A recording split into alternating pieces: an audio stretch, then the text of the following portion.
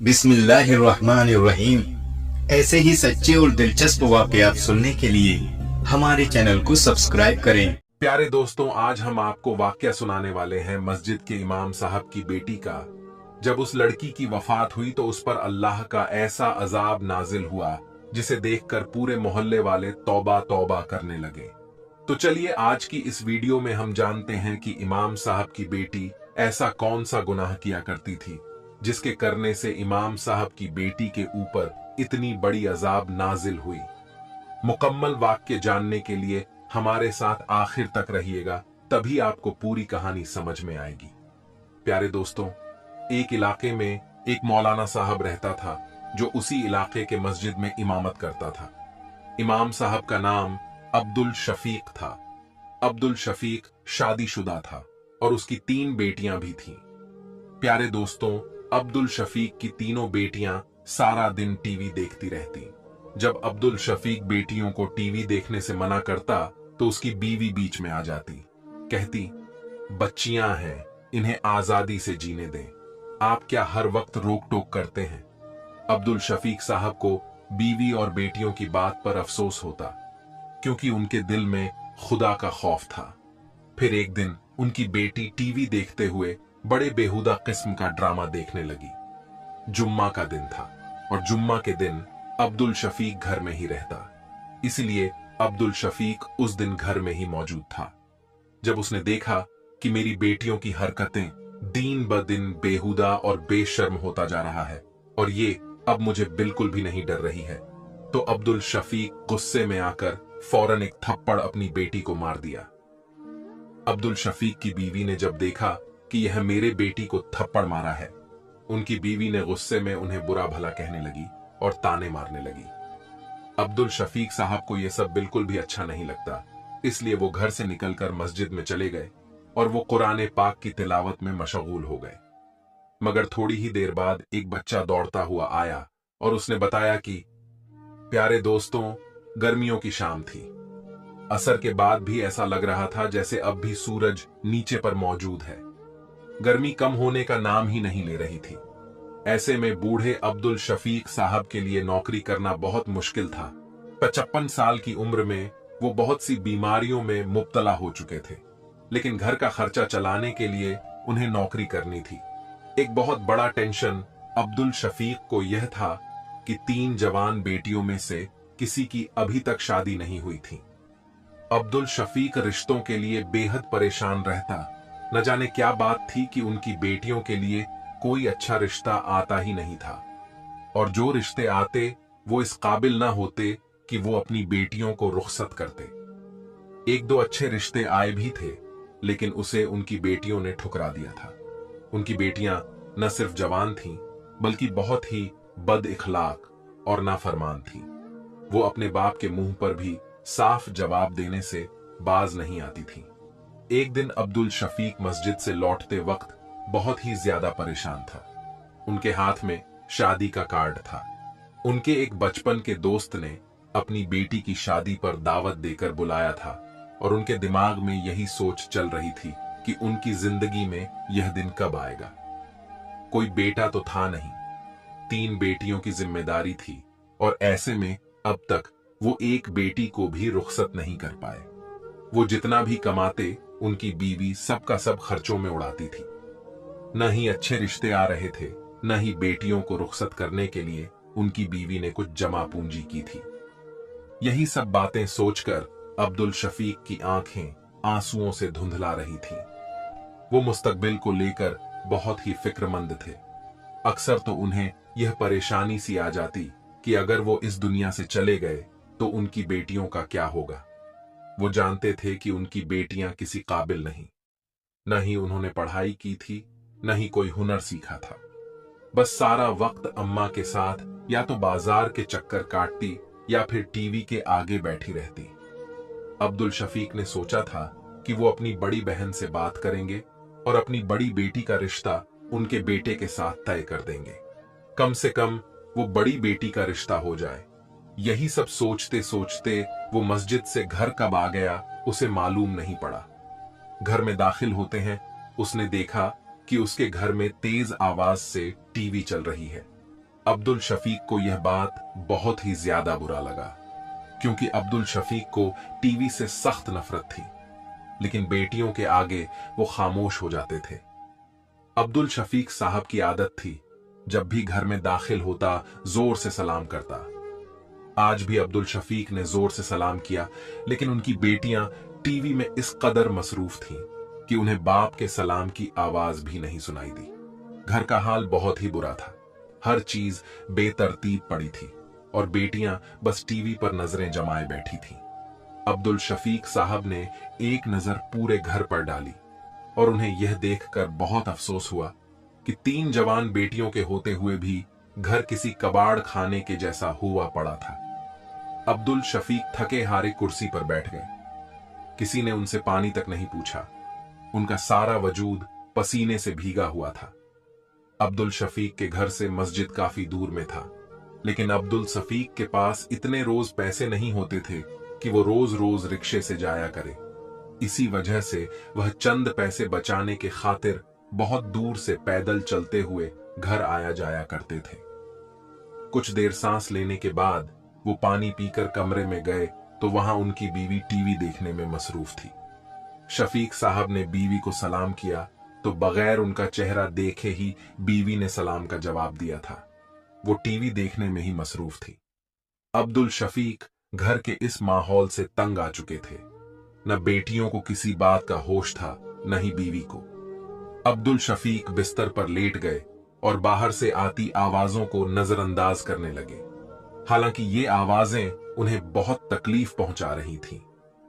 अब्दुल शफीक साहब एक नेक आदमी थे, 5 वक्त के नमाजी और मस्जिद के इमाम थे। यही वजह थी कि इस तरह की चीजें शफीक साहब को बिल्कुल भी पसंद नहीं थीं। कुछ देर बाद मगरिब की अजान सुनाई दी तो शफीक साहब ने बेटियों को आवाज दी और कहने लगे, टीवी बंद कर दो या आवाज कम कर दो, मगरिब की अजान हो रही है। लेकिन बेटियां न जाने कौन सा ड्रामा देख रही हैं कि उन्होंने जरा भी आवाज कम नहीं की। ये देखकर अब्दुल शफीक गुस्से में उठकर कमरे से निकले और रिमोट उठाकर उन्होंने जैसे ही टीवी की आवाज बंद की तो उनकी छोटी बेटी बदतमीजी से कहने लगी, अब्बा आपको क्या मसला है? आपको इतना अच्छा सीन चल रहा था, सब खराब कर दिया। चुनांचे शफीक साहब ने नरमी से कहा, बेटी अज्जान का एहतराम करो, अज्जान हो रही है। लेकिन उनकी बेटी उनके हाथ से रिमोट छीन चुकी थी और इस तरह से बाप को नजरअंदाज कर दिया जैसे उसकी बाप घर में मौजूद ही ना हो। उसकी यह हरकत शफीक साहब को बहुत बुरी लगी, लेकिन वह कर भी क्या सकते थे। वो जवान बेटियों के साथ ज्यादा सख्ती नहीं करना चाहते थे, इसलिए वो कमरे में आए और अपनी बीवी से कहने लगे कि कुछ तो ध्यान दिया करो, सारा वक्त हमारी बेटियां टीवी में लगी रहती हैं, कम से कम अजानों का तो एहतराम करें। शफीक साहब की बीवी ने टीवी से नजर हटाकर एक नजर उन पर डाली और कहने लगी, नमाज का टाइम हो रहा है, आप मस्जिद जाएं, हर वक्त घर में शोर शराबा न किया करें। बजाय बेटियों को समझाने के उनकी बीवी ने उन्हें घर से जाने का कह दिया। चुनांचे शफीक साहब ने एक अफसोस भरी नजर बीवी पर डाली और टोपी उठाकर नमाज के लिए घर से निकल गए।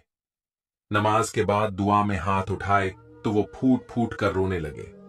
उन्हें वाकई इस बात की परेशानी थी कि उनके जाने के बाद उनके घर का क्या होगा। उनकी बेटियों का मुस्तकबिल उन्हें सब नजर आने लगा था। नमाज अदा करने के बाद वो अपनी बड़ी बहन के घर चले गए। वहां जाकर रोते हुए उन्होंने बहन के आगे फरियाद की कि उनकी बहन उनकी बड़ी बेटी का रिश्ता ले ले। लेकिन बड़ी बहन ने साफ कह दिया कि नहीं, हम ऐसी बहू नहीं चाहते जिसे न दीन का पता हो न दुनिया का होश हो। और बड़ी बहन ने साफ साफ कह दिया कि आपकी बेटियां न पढ़ी लिखी हैं और न ही इन्हें घरदारी आती है, न दीनदार हैं। मैं ऐसी लड़की को कैसे अपनी बहू बना लूं? मुझे अपने घर का सुकून बर्बाद नहीं करना। वैसे तो उनकी बड़ी बहन बहुत अच्छी थी, लेकिन उसकी बात अपनी जगह ठीक थी, इसलिए शफीक साहब को खामोश होकर वापस लौट आए। रात के 11 बजे वो सोने के लिए लेटे, तब भी घर में टीवी की आवाज पूरे जोर से गूंज रही थी और फिर उसी रात 1 बजे तक वो कच्ची पक्की नींद में करवटें बदलते रहे, लेकिन टीवी की आवाज कम न हुई। उनकी बेटियां सारी सारी रात जागती और आधा आधा दिन सोती थी। और यही वो बातें थी शायद जिनकी वजह से कोई भी शफीक साहब की बेटियों का रिश्ता लेकर नहीं आता था। चुनांचे अगली सुबह शाफिक साहब की आंख खुली तो उन्हें शदीद बुखार था। मजबूरन उन्होंने उस दिन छुट्टी कर ली। आधा दिन तक घर में सन्नाटा रहा क्योंकि उनकी बेटियां सो रही थीं। लेकिन जब वो जौहर की नमाज के बाद भी न उठी तब उन्होंने अपनी बीवी से कहा कि तुम्हारी कोई भी बेटी नहीं उठी, तुम बेटियों को तमीज क्यों नहीं सिखाती? सारी सारी रात जागती है और आधा दिन सोती है, ये कौन सा तरीका है? मैं बेटियों की शादी को लेकर परेशान हूं। तुमको कुछ फर्क नहीं पड़ रहा है, तुमने भी कोई जमा पूंजी इकट्ठी नहीं की, हमारी बेटियों का क्या बनेगा? चुनांचे शाफिक साहब की बीवी ने एक नजर उन पर डाली और कहने लगी, हमारी बच्चियां आप पर बोझ नहीं है और आजकल के दौर में तो हर घर में ऐसे ही रूटीन होती है। आप पता नहीं क्यों छोटी छोटी बातों पर इतना शोर करते हैं। जाकर आराम करें, आपको मैं कमरे में ही खाना दे दूंगी। आप घर में हैं तो इसका मतलब ये नहीं है कि बच्चों के पीछे ही पड़ जाएं। इन्हें आजादी से उनकी जिंदगी जीने दें। मुझे अच्छी तरह मालूम है कि ये सब बातें आपको आपकी बड़ी बहन ने सिखाई। कल भी आप उसके घर गए थे ना, अब आकर आपने ही हमें सुनाना शुरू कर दी। उनकी अपनी बेटियां क्या करती फिरती हैं, यानी उनकी तो खबर नहीं। मेरी बेटियों को बुरा कहती है। उनकी बीवी ने उल्टा उन्हें बुरा कह दिया था और फिर खामोश हो गए, क्योंकि वो जानते थे कि ज्यादा कुछ कहेंगे तो झगड़ा खड़ा हो जाएगा।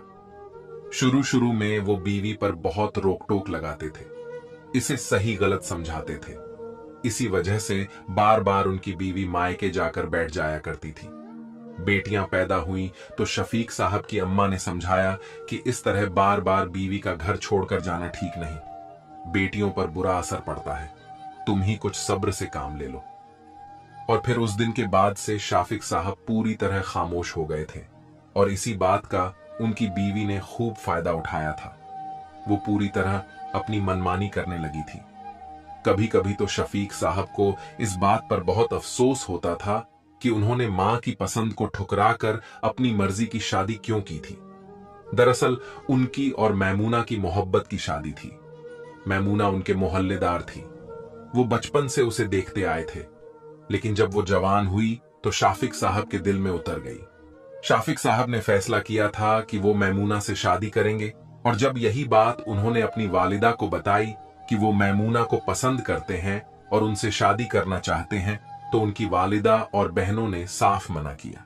कहने लगी, वो लड़की खूबसूरत जरूर है लेकिन उसकी सीरत अच्छी नहीं है, ना ही वो दीनदार घराने से है और ना ही उनके घर में लड़कियों की कोई तरबियत है।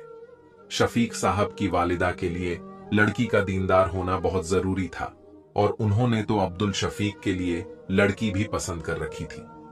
इसलिए बेटे को साफ लफ्जों में मना करते हुए वो कहने लगी कि किसी की बेटी का ऐब नहीं निकालना चाहिए। लेकिन मैमूना और उसकी बहनें बहुत ही आवारा किस्म की लड़कियां हैं, हर वक्त दरवाजे पर लटकी रहती हैं। मैमूना भी तो हर वक्त दरवाजे पर ही खड़ी रहती है। लेकिन इस वक्त जवानी का जोर था। अब्दुल शफीक को अपनी मां बहनों की बातें समझ नहीं आई थी। जब मां ने बार बार समझाने की कोशिश की तो उन्होंने ही कहा था कि अम्मा जो भी हो, आप बस मेरी शादी करवा दें। एक लौते बेटे की ख्वाहिश पर मां ने खामोशी अख्तियार करते हुए मैमूना से अब्दुल शाफिक की शादी करवा दी। लेकिन जैसे ही चंद दिन गुजरे, मैमूना के रंग पूरी तरह खुलकर सामने आ गए। वो घर के किसी काम को हाथ नहीं लगाती थी और बिना बात के झगड़ा करती और हर वक्त उसे बस घर से बाहर जाने की लगी रहती थी। चंद ही महीनों में अब्दुल शफीक को अपनी गलती का एहसास हो गया। अब्दुल शफीक शुरू से ही नमाजी और परहेजगार थे, लेकिन मैमूना एक वक्त की नमाज पढ़ना भी गवारा नहीं करती थी। हर वक्त नाखूनों पर नेल पॉलिश लगी रहती, मेकअप से चेहरा भरा हुआ होता और वो कभी छत पर तो कभी दरवाजे पर लटकती नजर आती। शुरू शुरू में तो इस बात पर कई दफा उनसे झगड़ा भी हुआ, लेकिन मैमूना के मां बाप उसे बहुत सपोर्ट करते थे, इसलिए वो अपने घर जाकर बैठ जाया करती थी। अब्दुल शफीक मोहब्बत के हाथों मजबूर थे, बार बार उसे मनाकर वापस ले आते और फिर जब एक के बाद दूसरी बेटी की पैदाइश हुई तो फिर उनकी अम्मा ने उन्हें समझाया कि बेटियों के मुस्तकबिल पर उनका बुरा असर पड़ेगा। माँ बाप की लड़ाई बच्चों को बहुत मुतासिर करती है और फिर अब्दुल शफीक बेटियों की वजह से खामोश हो गए। लेकिन हर गुजरते दिन के साथ बूढ़ी माँ घर का सारा काम करती और अपनी पोतियों को भी संभालती। मैमूना को तो अपने सजने और संवरने से फुर्सत ही नहीं। ये बेटियां भी न जाने उसने कैसे पैदा कर दी थी, वरना उसका बस चलता तो वो कभी भी मां ना बनती। मैमूना के लिए उसकी खूबसूरती से बढ़कर कुछ भी नहीं था। जब उनकी मां अपने आखिरी वक्त पर पहुंची तो बिस्तर पर पड़ गई और उन्हीं दिनों घर का सारा निजाम दरहम बरहम हो गया। अब्दुल शफीक को इस बात का अच्छी तरह से साफ हो गया था कि अब तक उनका घर उनकी मां ने ही संभाला हुआ था। अब्दुल शफीक की मां की तबीयत बहुत ही ज्यादा खराब होने लगी और एक दिन ऐसा आया कि अब्दुल शफीक की मां का इंतकाल हो गया। चुनांचे मां का इंतकाल हुआ तो मैमूना ने और भी खुलकर मनमानी करना शुरू कर दी। ना ही बेटियों पर तवज्जो देती, ना ही घर पर। इसी मोहल्ले में उसकी काफी सारी सहेलियां थी। वो कभी किसी सहेली के घर चली जाती तो कभी किसी के, और कभी किसी सहेली को साथ लेकर बाजार के लंबे चक्कर पर निकल जाती और पीछे से अब्दुल शफीक दफ्तर के साथ घर भी संभालते, क्योंकि अब्दुल शफीक जवानी में एक दफ्तर में काम किया करते थे। फिर काफी दिन बाद अब्दुल शफीक की बेटियां थोड़ी बड़ी हो गई। कुछ अरसा तक उनकी बेटियां स्कूल गईं। उसके बाद वो भी घर बैठ गई। उन्हें भी मां की तरह हर वक्त सज संवर कर रहने का शौक था। बड़े बड़े नाखूनों पर नेल पॉलिश लगाएं, मेहंदी से हाथ सजाएं। वो खुद को किसी फिल्म की हीरोइन समझती थी, जबकि अब्दुल शफीक चाहते थे कि उनकी बेटियां दीनदार और नेक हों। मगर बेटियों पर मां की तरबियत का असर था। वो शफीक साहब से ही बदतमीजी पर उतर आती, और अब तो उनके रिश्ते भी इसी वजह से नहीं आ रहे थे, क्योंकि हर कोई मैमूना की फितरत से वाकिफ था। सबका यही कहना था, क्योंकि बेटियों को भी अपने जैसा ही परवान चढ़ाया है, और जिस तरह मैमूना ने अपने घर को नजरअंदाज किया है, इसी तरह उसकी बेटियां भी करेंगी। और यही वजह थी कि शफीक साहब हर वक्त इसी फिक्र में लगे थे। कभी कभी तो वो सोचते कि काश अपनी मां की बात मानकर वो मैमूना जैसी औरत से शादी ही न करते, तो आज उनकी जिंदगी एक अच्छे इंसान जैसी होती। ऐसे ही फिक्रों में डूबे कई दिन निकल गए, और फिर एक दोपहर में जौहर की नमाज पढ़ाकर वापस लौटे तो ये देखकर हैरान रह गए, क्योंकि घर के दरवाजे पर एक लड़का खड़ा था और उनकी बेटी हंस हंस कर उससे बातें कर रही थी। शफीक साहब को देखते हुए वो लड़का फौरन वहां से चला गया, जबकि उनकी बेटी अंदर दौड़ी और घर में दाखिल हुई। तो उन्होंने बेटी को बुलाया और पूछा कि वो लड़का कौन था और किससे बात कर रही थी। लेकिन बेटी खामोश रही, उसने कोई जवाब न दिया। वो सख्ती से पूछने लगे तो उनकी बीवी आ गई और कहने लगी, क्या बात है, घर आते नहीं है कि हंगामा शुरू कर देते हैं। हर वक्त बेटियों से पुलिस इंस्पेक्टर की तरह तफ्तीश न किया करें। शाफिक साहब ने गुस्से में कहा कि जवान बेटी किसी गैर लड़के के साथ दरवाजे पर खड़ी बातें कर रही थी, क्या इस पर भी मैं सवाल जवाब न करूं? शाफिक साहब की बीवी ने अजीब नजरों से उन्हें देखा और कहने लगी, आपने भी तो मुझे दरवाजे पर ही देखकर पसंद किया था, तो फिर आप बेटी को क्यों बुरा भला कह रहे हैं? ये उम्र ऐसे ही होती है, लड़कियों को तैयार होने का शौक होता है। मैं भी अपनी जवानी में ऐसे ही थी, और आपने भी मुझे ऐसे ही पसंद किया था। बेटी के सामने ऐसी बात सुनकर शफीक साहब शर्मिंदा हो गए और कहने लगे, मैंने कभी तुमसे दरवाजे पर खड़े होकर बात नहीं की। तुम्हें पसंद जरूर किया था, लेकिन फौरन ही अपनी वालिदा को भेजकर तुमसे रिश्ता तय किया और तुम्हें रुखसत करवा कर लाया था। मैंने ऐसी कोई हरकत नहीं की थी कि जिसकी वजह से तुम्हारे या तुम्हारे मां बाप की बदनामी होती। मोहल्ले में लोग देखेंगे तो क्या कहेंगे? और फिर सबसे पहले तो मैं ये जानना चाहता हूं कि वो लड़का कौन था जो बड़ी दोपहर में हमारे दरवाजे पर खड़ा था। शाफिक साहब की बेटी कहने लगी, अब्बा, वो मेरी दोस्त का भाई था, किसी काम से आया था। आपने तो बिना वजह ही हंगामा खड़ा कर दिया है। और फिर अम्मा के इशारे पर वो टीवी खोलकर बैठ गई। शाफिक साहब ने गुस्से से बीवी को देखा और कहने लगे, तुमको तो हर बात मजाक लगता है, मालूम है मोहल्ले में हमारे बारे में लोग क्या सोचते हैं। मैं पहले उनके रिश्तों की तरफ से बहुत परेशान हूं। ऐसी हरकतें करेंगी तो क्या खाक उनके रिश्ते आएंगे। बीवी ने एक नजर शफीक साहब पर डाली और कहने लगी, आप इनके रिश्ते की फिक्र न करें। ये अपने लिए खुद ही लड़के पसंद कर लेंगी तो हम इन्हें रुखसत कर देंगे।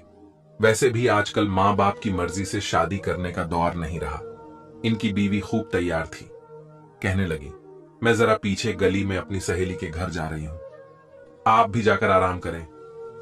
आपको बेटियों को कुछ कहने की जरूरत नहीं है। जवान बच्चों के पीछे न लगा करें। यह कहकर वो घर से निकल गई। तो शफीक साहब सोचने लगे कि काश मैंने अपने मां बाप की मर्जी से शादी की होती तो आज मुझे ये दिन न देखना पड़ता। इन्हें अब इस बात का बहुत ज्यादा पछतावा था कि इस वक्त उन्होंने अपनी मां की बात क्यों नहीं मानी थी कि उनकी मां एक दूरंदेश औरत थी। वो नेक परहेजगार और दरवेश औरत थी जिसमें उस वक्त इन्हें समझ देने की कोशिश की थी, लेकिन उस वक्त शफीक के दिमाग पर मोहब्बत का भूत सवार था और यही वजह थी कि उन्होंने अपनी मां की कोई भी बात समझ नहीं आती थी। और आज जब वो पछता रहे थे तो उनके पास वापसी का कोई रास्ता नहीं था। वो अपने कमरे में चले गए। बाहर तीनों बेटियां जोर शोर से गाने चलाकर बैठी थीं। शाफिक साहब ने कुछ भी न कहा, लेकिन असर की अजान हुई और गानों की आवाज कम न हुई तो वो कमरे से निकले और ये देखकर उनके कदमों तले से जमीन निकल गई कि उनकी बड़ी बेटी तेज आवाज में गाने चलाकर किसी बेहुदा किस्म के गाने पर बेहुदा हरकतें कर रही थी। कभी वो कमर मटकाती तो कभी सीना दुपट्टे से। तंग लिबास में जवान बेटी को ऐसा करते देखकर वो शर्म से जमीन में खड़े थे। आगे बढ़कर उन्होंने टीवी बंद किया और गुस्से से कहने लगे, ये मेरा घर है, कोई तवायफ खाना नहीं है। तुम तीनों को शर्म नहीं आती। ये सुनना था कि बड़ी बेटी बदतमीजी से बोली कि अब्बा आप ऐसा करें, मस्जिद में ही बिस्तर लगा लें, घर ना आया करें, आपको हर वक्त बस लेक्चर देना आता है। बेटी की बात सुनकर शफीक साहब ने उसे समझाने की कोशिश की कि शरीफ घरानों की लड़कियां ऐसी हरकतें नहीं करती, अल्लाह तबारक ताला नाराज होता है। लेकिन शफीक साहब की बेटी ने उनकी एक न सुनी। कहने लगी, अल्लाह मुझसे नाराज होगा ना, आपको क्या है, आप जाएं, जाकर मस्जिद में बैठ जाएं। उसने दोबारा टीवी खोल दिया और उनके सामने ही रक्स करने लगी। इसने ये बदतमीजी करना अपनी मां से सीखा था। उसका मां भी ऐसी ही करती थी। गलती करके वो कभी भी शर्मिंदा नहीं होती थी, बल्कि बुराई और ढिठाई से अपनी गलती पर सीना चौड़ा करके घूमती थी। और उनकी बड़ी बेटी नीलम ने भी यही किया था। अब्दुल शफीक आंखों में आंसू लिए उन्होंने घर छोड़ा और मस्जिद में आकर बैठ गए। अब्दुल शफीक का नमाज पढ़ने के बाद भी घर वापस जाने का दिल नहीं कर रहा था। वो बस मस्जिद के एक पिलर से टेक लगाए खुदा की दुआ मांगने लगी कि किसी तरह उनके बच्चों को हिदायत मिल जाए। इतने में मोहल्ले का एक बच्चा दौड़ता हुआ आया और कहने लगा, शफीक साहब जल्दी से घर जाएं, आंटी ने आपको बुलाया है। ये सुनकर शफीक साहब हैरान हुए। कुछ देर पहले तक सब कुछ ठीक था, फिर अचानक क्या हुआ। वो जल्दी से मस्जिद से निकलकर घर पहुंचे। उनके दरवाजे पर 7-8 औरतें खड़ी थीं और वो सब बहुत ही हैरान परेशान नजर आ रही थीं। शाफिक साहब ने फौरन लपका और घर के अंदर गए तो अपनी बीवी और बेटियों को देखा। उनकी बड़ी बेटी बुरी तरह चीखें मार रही थी, जबकि छोटी बेटियां परेशानी से उनके पास बैठी थीं और बीवी के चेहरे के रंग भी उड़ गए थे और बड़ी बेटी बस चीख चीख कर एक ही बात कह रही थी कि अम्मा सब कुछ अंधेरा है, सब कुछ काला दिख रहा है। शाफिक साहब ने पूछा, क्या हुआ है? तो उनकी बीवी कहने लगी, मैं सहेली के घर से लौटी तो मुझे भी इसके चीखने की आवाज सुनाई दी। बेटियों से पूछने पर पता चला कि इसे भी कुछ नजर नहीं आ रहा, सब कुछ अंधेरा दिख रहा है। शफीक साहब ने पूछा कि आखिर हुआ क्या था। छोटी बेटियों ने बताया कि बाजी नाचते नाचते एकदम से जमीन पर गिर गई और फिर अचानक से उसे नजर आना बंद हो गया। ये सुनकर शफीक साहब भी घबराकर जल्दी से गली के कोने वाले डॉक्टर को बुलाकर लाए। उसने चेकअप किया और कहने लगा कि इनकी बिनाई के साथ कुछ मसला हुआ है, इन्हें किसी बड़े आई स्पेशलिस्ट को दिखाएं। शाफिक साहब ने अपनी अलमारी से पैसे निकाले बेटी को टैक्सी में बिठाकर बड़े डॉक्टर के पास ले गए और जब चेकअप हुआ तो पता चला कि हमेशा हमेशा के लिए उसकी बिनाई चली गई। और जब ये बात उनकी बड़ी बेटी ने सुनी तो उसे दिल का अटैक हुआ और वहीं पर मर गई। शाफिक साहब को अपनी बेटी से लाख शिकवा सही, लेकिन वो बाप थे, उन्हें अपनी बेटी की मौत का बहुत दुख हुआ। वो उसको उठाकर अपने घर लाए और अपनी बेटी की फीस का इंतजाम किया। चुनांचे शफीक साहब की बड़ी बेटी नीलम की तजवीज के बाद जब घर वाले उसके जनाजे को उठाने लगे, उसका जनाजा भारी हो गया। बहुत सारे लोगों ने मिलकर जोर लगाया, लेकिन फिर भी उसका जनाजा न उठा। फिर इमाम ने शफीक साहब से पूछा कि ये कौन सा गुनाह करती थी कि जिसकी वजह से इसका जनाजा नहीं उठ रहा है। चुनांचे शफीक साहब ने नजरें झुका लीं और शर्मिंदा होकर इमाम साहब को बताने लगे कि ये हर वक्त टीवी पर बैठी रहती थी, न ही अनजानों का एहतराम करती थी और न ही नमाज पढ़ती। मैं जब भी इसको टीवी बंद करने का कहता तो ये मुझसे झगड़ने लगती। शायद हो सकता है इसी वजह से इस पर यह अजाब आया हो और इसका जनाजा न उठ रहा हो। चुनांचे इमाम साहब ने कहा कि टीवी को भी इसके साथ उठाया जाए। चुनांचे ये देखकर लोग हैरान रह गए कि जब टीवी को उठाया गया तो उसकी लाश भी उठ गई। चुनांचे फिर टीवी को उसकी लाश पर रखकर कब्रिस्तान ले गए और वहां पर जाकर उसको टीवी के साथ ही कब्र के अंदर दफन कर दिया। चुनांचे जैसे ही उसकी कब्र को खोदा गया और उसको कब्र में रखा गया और साथ में टीवी को भी रखा गया, तो देखते ही देखते उसकी कब्र में कई सारे सांप इकट्ठे हो गए और उसको मारने लगे। चुनांचे ये मंजर देखकर शफीक साहब और उसकी बेटियां डर गए और खुद से रोने लगे और शफीक साहब की बेटियां अपने बाप से कहने लगीं कि अब्बा जान, हम शर्मिंदा हैं, अब्बा जान हमें माफ कर दें, हमें हमारे किए की सजा मिल रही है। न कभी हमने आजानों का एहतराम किया, न आपकी बात मानी, इसलिए ये सब कुछ हुआ है। चुनांचे फिर जैसे तैसे करके रिश्तेदारों ने उसकी कब्र पर मिट्टी डाल दी और उसको दफनाकर घर वापस आ गए। लेकिन शफीक साहब और उसकी बेटियां ये मंजर कभी भी भूल नहीं पा रहे थे और वो खौफ के मारे रो रहे थे और रो रो कर अल्लाह तबारक ताला से दुआ कर रहे थे कि या अल्लाह ताला हमें माफ कर दे। इस मंजर को देखकर शफीक साहब की बीवी भी और उनकी दो छोटी बेटियां भी हिदायत पर आ गई। उन्होंने बकायदा नमाज पढ़नी शुरू कर दी और तिलावत कुरान पाक करनी शुरू कर दी और उन्हें अपनी जिंदगी हुजूर नबी करीम सल्लल्लाहु अलैहि वसल्लम के बताए हुए तरीके के मुताबिक गुजारने लगी और वो शाफिक साहब का बड़ा एहतराम करने लगी। उनकी हर बात मानती और पर्दा भी करती। लेकिन शफीक साहब अपनी बड़ी बेटी के लिए बहुत ही ज्यादा परेशान थे।